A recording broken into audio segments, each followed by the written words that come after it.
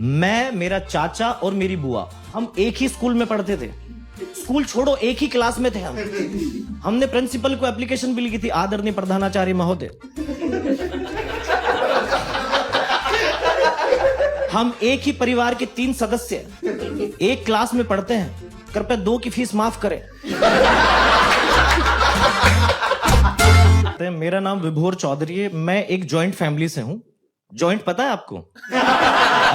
वो नहीं यार, जॉइंट फैमिली मतलब जहां बहुत सारे लोग एक साथ रहते हैं।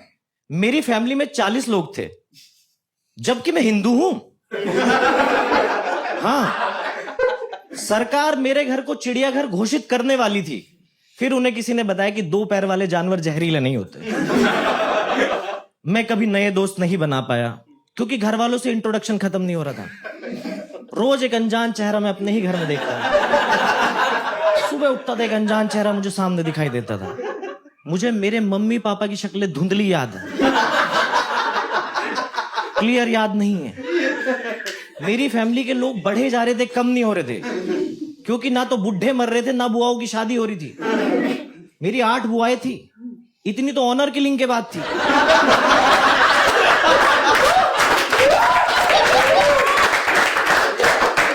मैं अपने ही घरों में अनजान मर्दों के साथ सोया हूं भाई। 5 से लेके 50 साल तक की हर उम्र के मर्द के साथ सोया हूं, और साले कपड़े भी नहीं पहनते थे।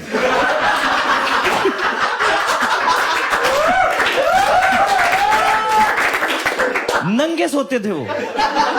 एक बार तो मैं एक अंकल के साथ सोया, सुबह उठा तो अंकल गायब, वहां एक छोटा बच्चा है और उसकी शक्ल मेरे से मिल रही है। मैंने पूछा ये क्या हुआ? फिर एक आई कोई आंटी टाइप की, कह रही वो अंकल को कहीं जाना था तो जगह यहां मिली, बच्चे को यहां सुला दिया। मैंने कहा इसके नैन नक्श मेरे से क्यों मिल रहे हैं? कह रही है तेरा सबसे छोटा भाई। हमारे यहां जनगणना वाले आते थे, हमारा घर गिन के चले जाते थे कि हो चुका। गांव में किसी का भी झगड़ा होता था, पुलिस हमारे घर जरूर आती थी कि इनके जरूर कोई ना कोई शामिल होगा, और उनका शक सही भी निकलता था। हम होते थे शामिल। एक बार तो मेरे ताऊ का और मेरे चाचा का झगड़ा हो गया, दोनों आपस में आमने सामने मिले, तब पता चला साले एक ही घर के हैं। आपको पता है मेरे घर में एक ही टॉयलेट था, तो लोग लाइन लगा के जाते थे। सरकार को पब्लिक टॉयलेट का आइडिया मेरे घर से मिला। मैं, मेरा चाचा और मेरी बुआ, हम एक ही स्कूल में पढ़ते थे। स्कूल छोड़ो, एक ही क्लास में थे हम। हमने प्रिंसिपल को एप्लीकेशन भी लिखी थी, आदरणीय प्रधानाचार्य महोदय, हम एक ही परिवार के 3 सदस्य एक क्लास में पढ़ते हैं, कृपया 2 की फीस माफ करें। उसने कहा माफ तो कर देंगे, पर ये रिश्ता क्या कहलाता है? जनरेशन गैप नाम की कोई चीज है या नहीं है? ये चल रहा था भाई हमारे घर में। और मैं थोड़ा सा बड़ा हुआ, आजकल के बच्चों से मुझे बहुत जलन होती है, क्योंकि एक वर्ड आ गया मार्केट में ना, पेरेंटिंग। हमारे टाइम पे नहीं थी। आजकल का बच्चा रोता है, घर वाले उसे मोबाइल दे देते, लेट सो जा बेटा। हम रोते रहते थे, हमारी मम्मी हमारे काम में लग रही। ताऊ आता था खेत में से काम करके, बच्चा उठाया उछालना शुरू, ले ले ले ले ले मेरा बाबू।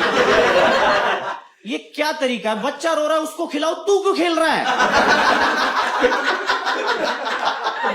और बाई चांस कैश ड्रॉप हो गया तो अच्छा लगेगा? एक छोटा सा बच्चा मिनी व्हील चेयर ले घूम रहा है, और इनका खिलौनों का बजट नहीं है सालों का, व्हील चेयर का कहां से आएगा? मैं बताऊं, मैं 6 फीट का होता, लेकिन मेरे घर वालों ने मुझे ठोका है, मैं 5.5 फीट का रह गया। माँ बाप तो मारती थी, चाचा ताऊ भी मारते थे, पड़ोसियों को अथॉरिटी दे रखी थी, सक्सेना जी। संकोच नहीं करना, जहां मिले ठोक देना। पूरे गांव में मेरे सूट एंड साइट के ऑर्डर लिख रहे होते, मारो साले को। मेरे पापा मेरा एडमिशन करवाने लेके गए स्कूल में। मास्टर जी कह रहे, मास्टर जी हमें तो इसकी हड्डी हड्डी दे देना बस, मांस मांस तुम रख लो। और जाते टाइम 500 रुपए भी डाल रहे उसकी जेब में।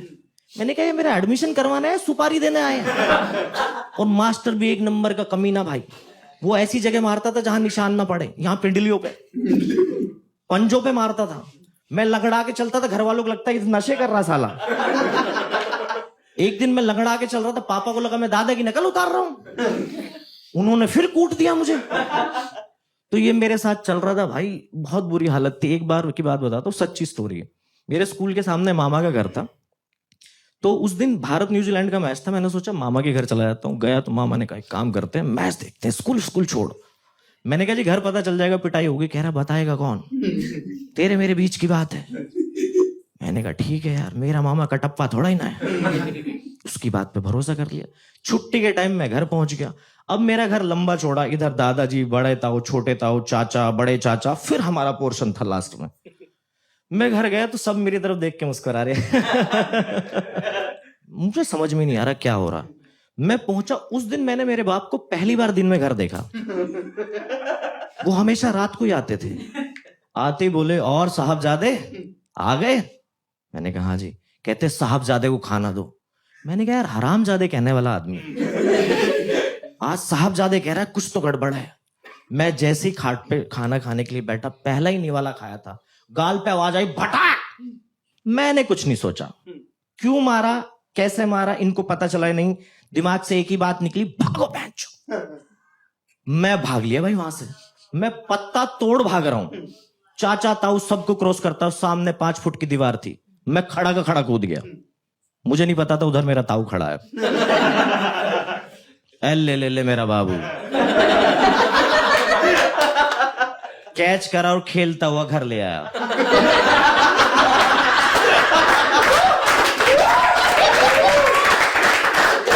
फिर मुझे घर के बीच में रखा। उसके बाद मेरी बलि दी गई।